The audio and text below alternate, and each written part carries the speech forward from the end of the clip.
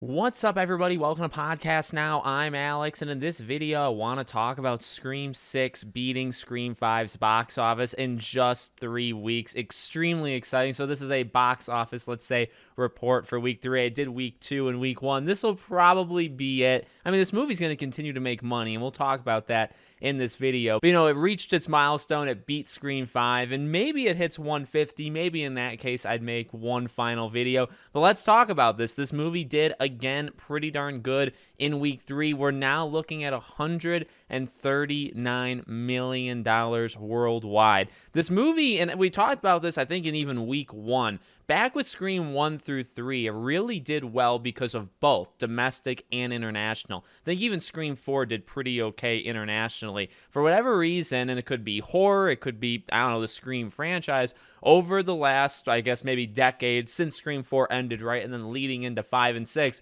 they just don't make as much money internationally. If they made, and I think Scream 1 through 3 did, around this, if it could make 60, 70, 80 million dollars international, that would add on, right, a couple extra bonuses. Right now it's sitting at about 50, and I don't think, maybe 60 million absolute max it would make international, but it's doing 89 million domestic. So it's pretty possible, I do think, maybe even this week, that it gets to $100 million domestic, which would still be fantastic. And again, 139, so we talked about it was like 137.7 was Scream 5, 139.2, almost 0.3 right now. So I do think this movie can get to 150. We talked about that. 160 was always that kind of stretch goal out there. I don't know if it's going to do that. It's slowing down in the sense that every week it does half as well as it did the week before. So I think like 155, 156, 157,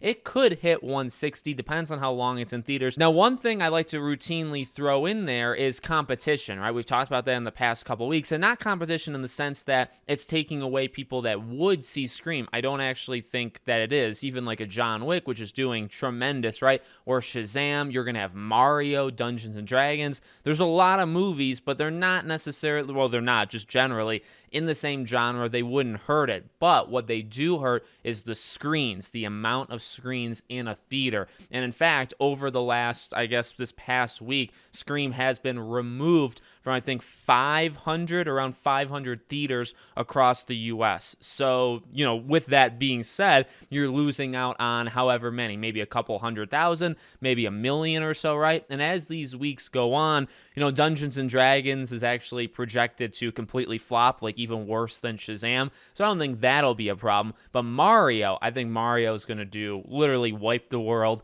I think it's going to have so many, showings at each theater. By the time you get to Mario with Scream, just the amount of theaters that are going to be showing Scream are going to be lessened, and the amount of time Scream will be on, that you can actually go, that'll be lessened as well. So again, not necessarily competition in the sense that they're taking away audience members. I think people that are going to see one or the other are going to do that, but they're just taking away opportunities to see it. They're taking literal theaters away. They're taking screens away. So that is, naturally and factually, it is reducing how much it does. And that's something that 5 did not have. So, again, this is slowing down, but it's still doing really well. I think it'll do over 150, again, 155, 156. I want it to hit 160. I just don't, fully, I guess, believe in my soul that it'll do it, but I definitely want it to. But regardless, the reason why I make these videos is, one, to celebrate the success of a franchise that we all care about so much and we all support, and we're always there for,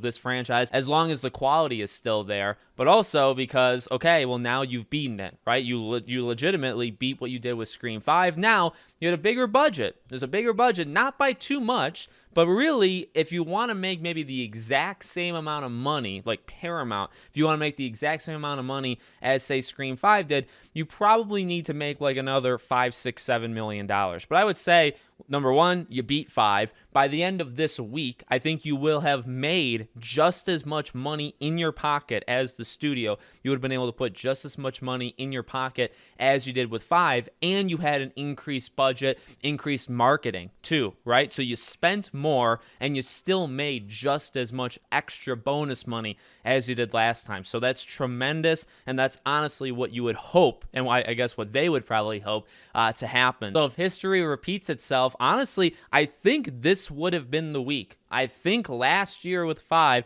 it was this week that we're in right now, at the end of the week on like the Friday, that they announced that Scream 6 was happening. So keep your eyes open, because legitimately this week, next week, if they're going to do it the same way, which if it's not broken, why would you fix it, right? I mean, they've already done so well, and then they've repeated success. So I think it's very possible that this week, next week, somewhere in this range, we're getting the announcement of Scream 7. It's, not maybe even necessarily a prediction. It's just kind of following the trend, but we'll see what happens. Let me know what you all think in the comments. Make sure you guys are subscribed, bell icon turned on, and I'll see you all on the next one.